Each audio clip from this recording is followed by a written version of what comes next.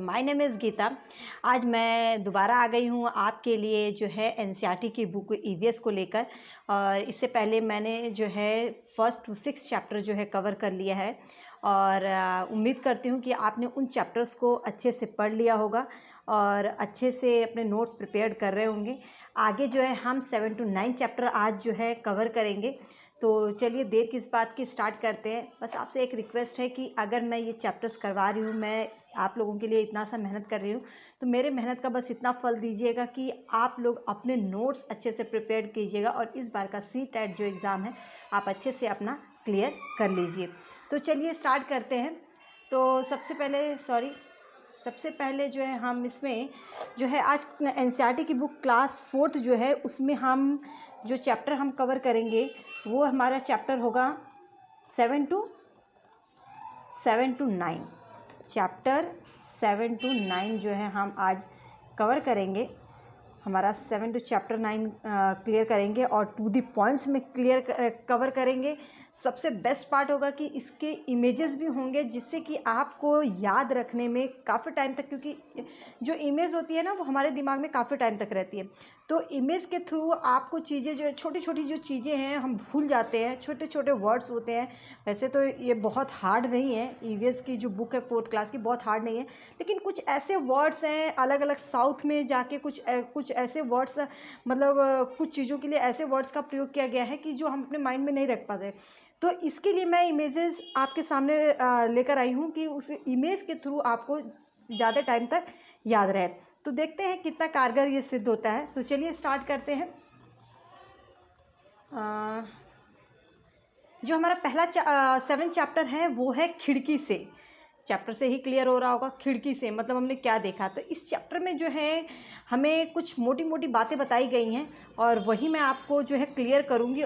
बहुत ही इम्पॉर्टेंट है, आप इनको अच्छे से लर्न कीजिएगा। कई बार हमें लगता है कि हमने पढ़ लिया, अरे ठीक है हो गया, लेकिन ऐसा नहीं होता है। आप जो भी चीज़ पढ़ें उसको पूरा कंसंट्रेशन के साथ करेंगे तो आप देखेंगे कि एग्ज़ाम में यहीं से पॉइंट्स आते हैं और आप अपना क्लियर कर लेंगे। आप कहीं से भी पढ़िए, बस अपना कंसंट्रेशन मतलब अपने नोट्स प्रिपेयर कीजिए और अच्छे से कीजिए, ताकि आपको जो एक CTET का एग्ज़ाम है बहुत लोगों ने हवा बना रखा है, तो इसको आपको क्लियर करने में प्रॉब्लम ना हो।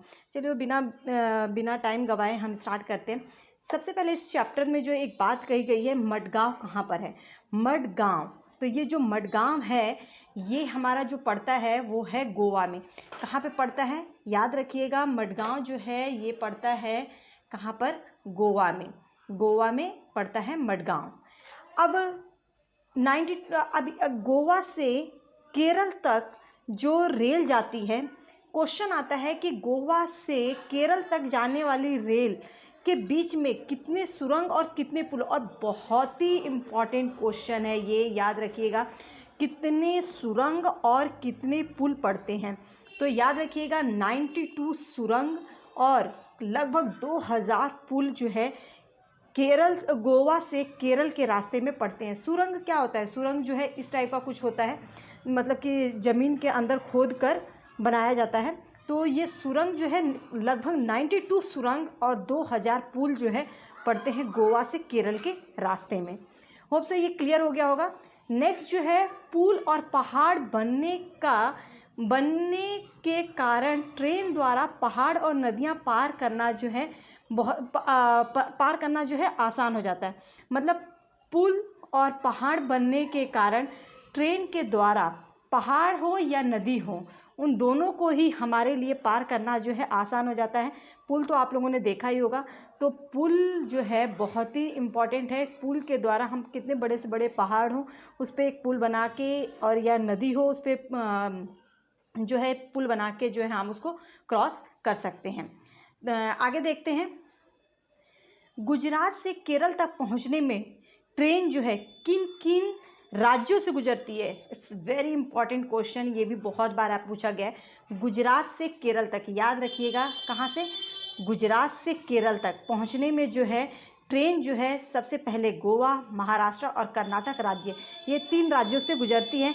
और कई बार इसके बीच में दूसरे राज्यों को भी डाल दिया जाता है और एग्ज़ाम में पूछ लिया जाता है, तब आप जो है कंफ्यूज होते हैं। तो एनसीईआरटी के बुक को आपको ध्यान रखना है, अपना माइंड ज़्यादा नहीं चलाना है। होप सो आपको ये अच्छे से क्लियर हो गया होगा। आगे देखते हैं।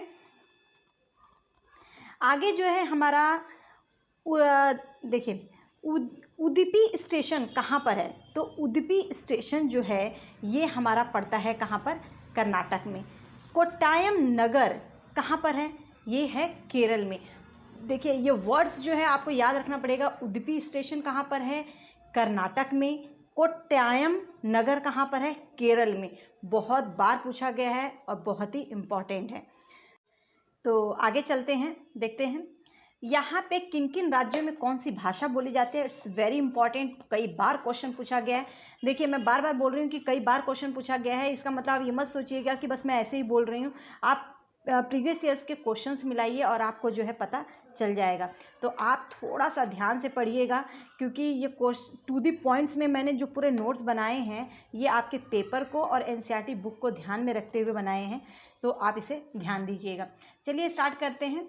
तो केरल राज्य में कौन सी भाषा बोली जाती है? तो केरल राज्य में जो है मलयालम भाषा बोली जाती है। कर्नाटक, महाराष्ट्र, गोवा राज्य में कौन सी? तो याद रखिएगा कर्नाटक में जो है कोंकणी भाषा बोली जाती है। महाराष्ट्र के भी कुछ जगहों पे जो है कोंकणी भाषा का इस्तेमाल किया जाता है और गोवा में भी कोंकणी भाषा जो है बोली जाती है। नेक्स्ट जो है महाराष्ट्र, गोवा, दमन एंड दीव, दादर नगर हवेली राज्य में कौन सी बोली जाती है? तो महाराष्ट्र, गोवा ये सब एक साथ लगे हुए राज्य हैं और यहाँ पे जो है मराठी भाषा बोली जाती है। ये मराठी लिखा हुआ है, मराठी भाषा जो है बोली जाती है। गुजरात राज्य में गुजराती भाषा बोली जाती है, बहुत ही ईजी है। कर्नाटक में, आंध्र प्रदेश, महाराष्ट्र, तमिलनाडु राज्य में, यहाँ पे देखेंगे अब महाराष्ट्र भी आ रहा है और यहाँ पे भी महाराष्ट्र है। महाराष्ट्र में तो मराठी बोली जाती है, लेकिन महाराष्ट्र के कुछ राज्यों में जो है कन्नड़ भाषा भी बोली जाती है और कर्नाटक के कुछ राज्यों में कोंकणी और कुछ राज्यों में कन्नड़ भाषा बोली जाती है। तो याद रखिएगा ऑप्शंस में क्या दिया है। तो मैं प्रैक्टिस करवाऊंगी, उसके थ्रू आपको पता चलेगा, लेकिन पहले चैप्टर हम क्लियर कर लेते हैं, कवर कर लेते हैं। आप नोट्स प्रिपेयर कर लीजिए, ठीक है। तो नेक्स्ट आगे हम बढ़ते हैं। आगे है ये जो है साउथ में कुछ वर्ड्स हैं, इन क्या बोला जाता है? ये जो है आपको देकर पूछा जाता है कि अप्पा किस शब्द के लिए जो है इस्तेमाल किया जाता है। तो याद रखिएगा जो है अप्पा जो है ये किसके लिए? पिता के लिए जो है ये शब्द का इस्तेमाल किया जाता है, ठीक है। आगे है बलीमा, बलीमा। तो बलीमा जो ये वर्ड है ये माँ की बड़ी बहन के लिए, किसके? माँ की बड़ी बहन, माँ की बड़ी बहन को जो है बलीमा कहा जाता है। अम्मू माँ किसके लिए कहा जाता है? तो अम्मू माँ जो है माँ की माँ को बोला जाता है। किसको? माँ की माँ को हम क्या बोलते हैं साउथ में? माँ की माँ को जो है हम बोलते हैं अम्मू माँ। तो ये वर्ड्स पूछे जाते हैं कि केरल राज्य में माँ की माँ को क्या कहा जाता है? तो अम्मू माँ, बलिम्मा किसके लिए इस्तेमाल किया जाता है केरल राज्य में? तो माँ की बड़ी बहन को बोला जाता है और अप्पा तो पता ही चल गया आपको। नेक्स्ट चलते हैं, आगे बढ़ते हैं। नेक्स्ट चैप्टर है हमारा चैप्टर 8, नानी के घर। बहुत ही प्यारा चैप्टर है। इस चैप्टर में कुछ चीज़ें बहुत ही इंपॉर्टेंट है। नानी के घर से आप ये मत सोच लीजिएगा कि बहुत छोटी छोटी चीज़ें हैं, बहुत ही गंभीर से लेने वाला ये चैप्टर है और छोटे छोटे पॉइंट्स हैं जो कि हम मिस्टेक कर जाते हैं। इसमें बहुत बार क्वेश्चन ट्रेन से रिलेटेड आता है, तो ये आप ध्यान से देखिएगा। देखिए फेरी, एक फेरी क्या है? पहले तो ये समझ लीजिए कि फेरी है क्या। तो याद रखिएगा फेरी जो है एक प्रकार की नाव है। फेरी क्या है? एक प्रकार की नाव है। और फेरी का इस्तेमाल नाव शब्द के लिए कहाँ पर किया जाता है ये भी आपको पता होना चाहिए। तो ये किया जाता है केरल राज्य में। फेरी एक प्रकार की नाव है जो केरल राज्य में चलती है। दो टाइप के क्वेश्चंस है। फेरी क्या है? ये नाव के लिए इस्तेमाल किया जाता है। और फेरी शब्द का इस्तेमाल नाव के लिए किस राज्य में किया जाता है? वो है केरल। ओमना के अप्पा ने, अप्पा तो समझ ही गए होंगे पिता के लिए प्रयोग किया जा रहा है। ओमना के पिता ने ट्रेन, बस, फेरी वाहनों के टिकट खरीदा। क्वेश्चन आता है कि ओमना के पिता ने जो किन किन वाहनों के टिकट खरीदा था। तो याद रखिएगा इसमें बहुत सारे दे दिया जाएगा आपको। तो ट्रेन, बस और फेरी। ऑटो रिक्शा भी दे देगा ऑप्शन में, तो ऑटो रिक्शा का ऑप्शन मत लीजिएगा। तो 3 टिकट लिया था उन्होंने, ट्रेन, बस, फेरी का जो है उन्होंने टिकट खरीदा। एक बहुत ही इंपॉर्टेंट क्वेश्चन आता है कि ट्रेन का जो टिकट होता है उस पर क्या क्या लिखा होता है। तो याद रखिएगा, ट्रेन के टिकट पर जो लिखा होता है उसमें हमारा सबसे पहले ट्रेन के टिकट पर देखिए ट्रेन टिकट का नंबर लिखा होता है। यहीं से आप देख लीजिए, गाड़ी का नंबर लिखा होता है, ट्रेन टिकट का नंबर लिखा होता है, सफ़र शुरू होने की तारीख लिखी होती है, किस दिन हमने अपना सफ़र जो है शुरू किया है। ठीक है, नेक्स्ट बर्थ एवं डिब्बे का नंबर लिखा होता है कि किस बर्थ में है, कौन सा डिब्बा है। तो ये याद रखिएगा। आगे भी है लेकिन कुछ चीज़ें इसके अंदर आपको मैंने यहाँ पर इसीलिए ये दे रखा है कि एक बार ये पूरा ये जो कटिंग है ये एनसीईआरटी के बुक की है, तो इसको एक बार ध्यान से पढ़ लीजिएगा, क्योंकि इसमें से कई बार क्वेश्चन में आपको 3-4 ऑप्शन देंगे, इसके 5 ऑप्शन तो मैं बता दूंगी, लेकिन कई ऑप्शन में इन्हीं में से दे देगा और बोल देगा कि जैसे यहाँ पे है सफ़र शुरू होने की तारीख। सफ़र शुरू होने की तारीख तो दिया होता है, लेकिन सफ़र ख़त्म होने की तारीख कभी भी नहीं दिया होता है, तो वो ऑप्शन में डाल सकते हैं सफ़र की अंतिम तारीख। तो याद रखिएगा। नेक्स्ट आगे बढ़ते हैं हम, उसमें देखते हैं। नेक्स्ट जो है किराया लिखा होता है आपका, जो है उसमें दे रखा होता है किराया कि कितना किराया है, आप उसमें देख लीजिएगा कटिंग में। और दूरी जो है याद रखिएगा, दूरी जो है वो दे रखा होता है किलोमीटर में। किस में दिया होता है? दूरी किलोमीटर में। तो ये 5 चीज़ें जो है बहुत ही इम्पॉर्टेंट हैं और आपके पूरा ये कई बार क्वेश्चन पूछा भी गया है। ट्रेन टिकट का नंबर हमारा कहाँ पर होता है? ये ट्रेन टिकट का हमारा नंबर है, मैं इसमें आप लोगों को दिखा देती हूँ। ये ट्रेन टिकट का नंबर है, तारीख शुरू होने की तारीख है, मतलब किस दिन हमारा जो हम अपना सफ़र शुरू करेंगे उसकी तारीख है। ठीक है, उसके बाद जो है किलोमीटर में दूरी दे रखी हुई है कि कितने किलोमीटर तक वो जाएगी। दूरी जो होती है किलोमीटर में होती है। बर्थ और डिब्बे का नंबर होता है कि क्या बर्थ है, और डिब्बे का नंबर आपका इसमें दे रखा होता है। और नेक्स्ट जो है हमारा क्या दिया होता है? किराया कितना है वो ये देख लीजिए। इसके अलावा और भी जो चीज़ें हैं, इन 5 चीज़ों के अलावा वो भी आपको पता होना चाहिए, लेकिन ये कई बार ऑप्शन में देकर पूछता है, इनमें से कोई दूसरा दे देगा। जैसे कि मैंने बताया सफ़र शुरू होने की तारीख, सफ़र की अंतिम तारीख किस दिन पहुंचती है, वो तारीख कभी नहीं मेंशन होता है, तो इस चीज़ को याद रखिएगा। चलिए आगे बढ़ते हैं। आगे है कि रेलवे टाइम टेबल में हमें जानकारी मिलती है किन किन चीज़ों की। जो रेलवे का टाइम टेबल बना होता है उससे हमें किन किन चीज़ों की जानकारी मिलती है।